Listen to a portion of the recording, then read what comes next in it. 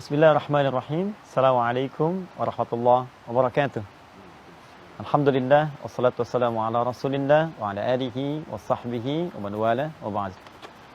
Saudara-saudariku dimanapun Anda berada, dan teman-teman sekalian, di dalam Al-Quran ada satu rahasia besar yang memberikan isyarat pada kemuliaan bulan Ramadan terkait dengan hikmah turunnya Al-Quran.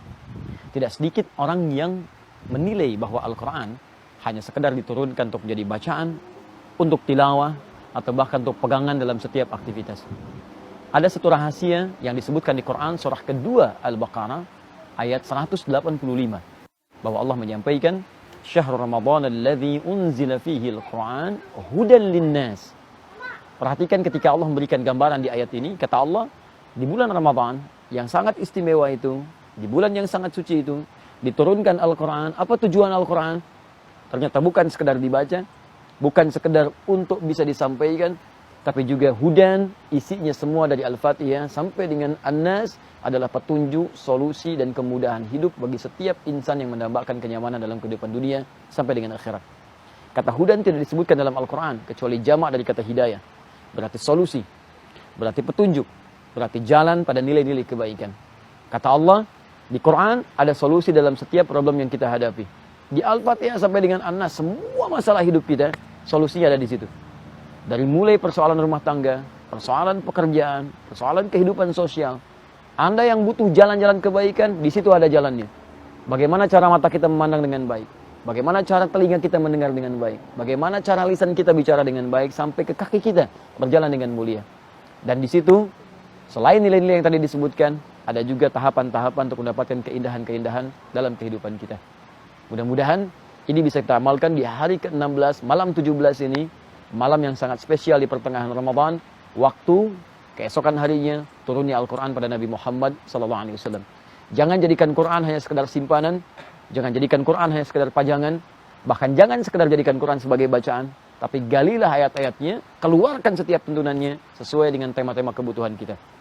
Semoga dengan itu kita bisa perdalam, dan kita bisa buka dulu sesi tanya jawab dengan kawan-kawan kita yang ada di sini, sehingga dengan itu kita bisa perdalam konten yang tengah kita kaji pada pertemuan ke-16 ini. Baik teman-teman, ada yang mau ditanyakan barangkali? Saya perkenankan. Ustadz, mau nanya Ustadz. Ustadz, lebih baik kita menghafalkan Al-Quran di bulan Ramadan atau menghatamkan sebanyak-banyaknya Ustadz? Menghatamkan Al-Quran di bulan Ramadan, ataukah kita terus membaca sebanyak-banyaknya atau mengkajinya? Kalau kita lihat di sini ada 3 aktivitas yang bisa kita kerjakan. 1, banyak bacaan. Yang kedua bisa mengkaji. Yang ketiga bisa menghafal. Tapi di antara 3 ini, yang kita bahas di pertemuan kali ini, ada yang sangat spesial. Yaitu bagaimana mengkaji Al-Quran dan menghadirkan setiap tuntunannya dalam kehidupan. Saya ambil contoh misalnya. Anda misalnya sekarang sedang berbisnis, berdagang. Kenapa tidak Anda keluarkan tuntunan bisnis dalam Al-Quran? Keluarkan ayat-ayatnya, bikin kurikulum kehidupan, dan tekuni itu nilainya. Maka Allah janjikan bisnis Anda akan dimudahkan, rezekinya akan berkah, keuntungan akan berlipat, dan surga bisa Anda dapatkan. Anda sekarang misalnya aktivitasnya sedang mengerjakan pendidikan. Kenapa tidak Anda keluarkan ayat-ayat menuntut pengetahuan? Anda keluarkan cara belajar yang baik, cara memahami, cara menghafalkan, bahkan cara mengamalkan ilmu dalam kehidupan.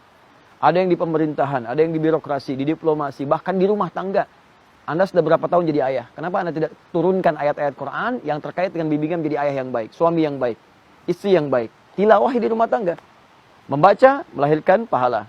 Menghafal melahirkan pahala. Tapi memaknai itu dan mengamalkan dalam kehidupan, menghadirkan pahala berlipat dengan menghafal, mengkaji, dan mengamalkan dalam kehidupan. Saya kira itu yang bisa kita maksimalkan. Allah Ta'ala a'lam bishawab. Ada yang lain, teman-teman? Tad, saya mau tanya, Tad. Apakah sama seandainya saya menghatamkan Quran, ingin mendapatkan pahala menghatamkan Quran di bulan Ramadan, tapi saya mulainya dari sebelum Ramadan. Baik, tentunya berbeda di sini. Ya, karena amalan yang dikerjakan di luar Ramadan, nilai pahalanya berbeda dengan amalan yang dikerjakan saat Ramadan. Di luar Ramadan Allah sampaikan, Quran surah ke-6 ayat 160, Man jaa'a bil hasanati falahu asyru amsalihha. Siapa yang mengerjakan satu kebaikan, maka nilai yang diberikan 10 poinnya. Untuk bacaan Al-Quran, kita ambil hadis riwayat At-Tirmidzi nomor hadis 2910. Ya, Nabi menyampaikan, Man qara'a harfan min kitabillah falahu asyru hasanat. Siapa yang membaca satu huruf dari kitabullah mendapatkan setiap hurufnya 10 kebaikan. Walam aqul alif lam mim harfun. Saya tidak katakan alif lam mim satu huruf. Tapi alifun harfun, lamun harfun, mimun harfun. Alifnya sehuruf, lam sehuruf, mim sehuruf. 3 huruf 30 di luar Ramadan. Jika Anda kerjakan di Ramadan, maka hadisnya berubah. Kita ambil Kitabus Siyam, hadis riwayat Imam Al-Bukhari nomor hadis yang pertama. Nabi menyampaikan bima makna kullu amal ibni Adam, setiap semua amal anak Adam itu yudha'af, akan dilipat gandakan pahalanya min asyratin ila sab'imiyatin. Dari 10 sampai 700 illa siyam, kecuali puasa. Jadi semua amalan yang dikerjakan saat puasa, fa innahu li wa ana ajzi bihi. Kata Allah di hadis qudsi, puasa dikerjakan karena aku, maka semua amalan yang dikerjakan saat puasa aku langsung memberikan pahalanya. Ukurannya wal hasanatu bi asyri amsalihha. Setiap satunya 10 kali lipat lagi dari biasa. Jadi kalau Anda mengerjakan di luar Ramadan satu hurufnya 10, Ramadan 100. Anda baca 3 huruf, 30, Ramadan 300. Maka siapa yang membaca sebelum Ramadan, pahalanya senilai dengan apa yang dia dapatkan sebelum Ramadan. Yang dia baca saat Ramadan, maka pahalanya 10 kali lipat dibandingkan dengan hari biasa. Dan ini tentunya berdasar keikhlasan setiap yang mengamalkan itu. Kalau baca di luar Ramadan ikhlas, tapi di dalam Ramadan tidak ikhlas, maka yang ikhlas itu yang paling utama dalam tinjauan amalan ini. Wallahu ta'ala a'lam bishawab. Marhaban ya Ramadan, marhaban ya Ramadan. Ada yang lainnya barangkali? Silakan. Ustaz, mau nanya Ustaz. Kalau kita tidak menghatamkan Al-Quran, Bukan kita mungkin ya, Anda saya nggak ikutan. iya Tat, maksudnya saya nggak menghatamkan Al-Quran di bulan Ramadan, tapi saya bayar orang untuk menghatamkan, tuh gimana Tat? Baik, ini bagus nih pemirsa. Tapi pertanyaan pertamanya, kenapa Anda nggak bisa ngatamin?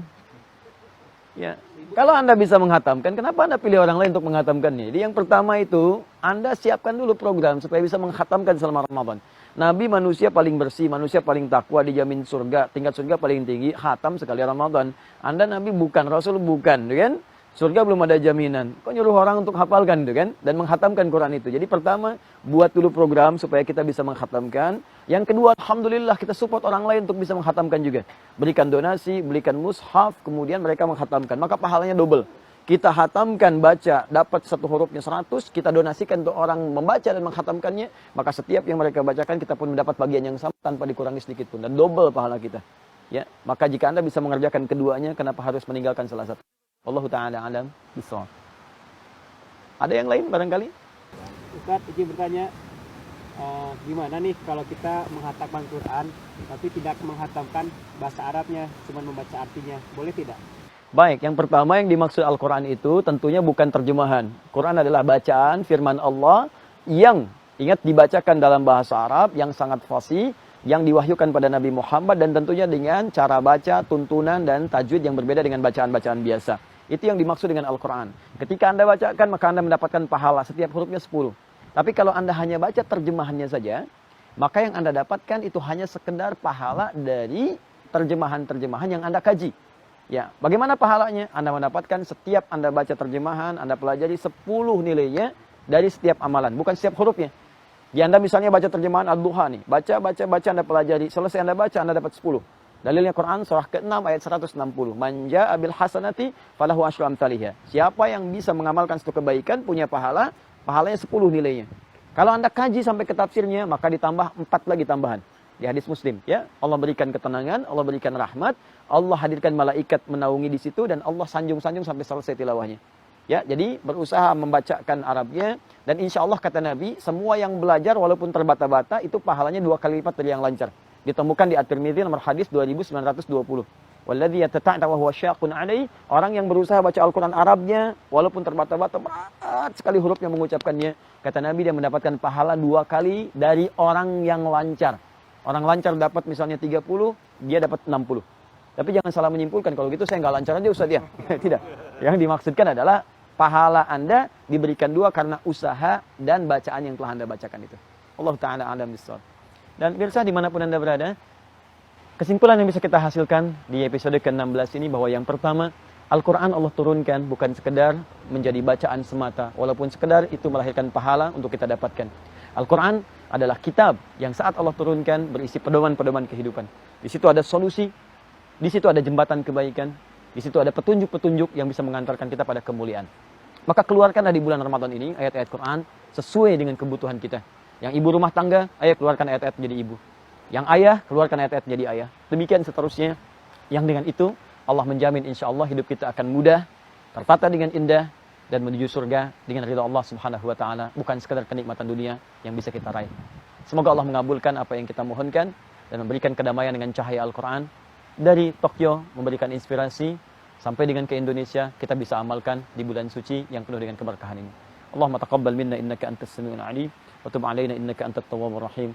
Allahumma ij'alna ya Allah min ahli al-Qur'an alladzina yadrusuna al-Qur'an walladzina ya'maluna al-Qur'an walladzina tazayyanu binuril Qur'an wa bizinatil Qur'an. Ya Allah, jadikan kami sebagai ahli Al-Quran yang mampu mempelajari Al-Quran, mengamalkan Al-Quran, dan mengambil cahaya-cahaya Al-Quran untuk kami amalkan dalam kehidupan. Rabbana atina fid dunya hasanah wa fil akhirati hasanah wa qina adzabannar. Bifadlika subhana rabbika rabbil izzati amma yasifun. Wassalamun alal mursalin. Walhamdulillahi rabbil alamin. Demikian pemirsa. Assalamualaikum warahmatullahi wabarakatuh.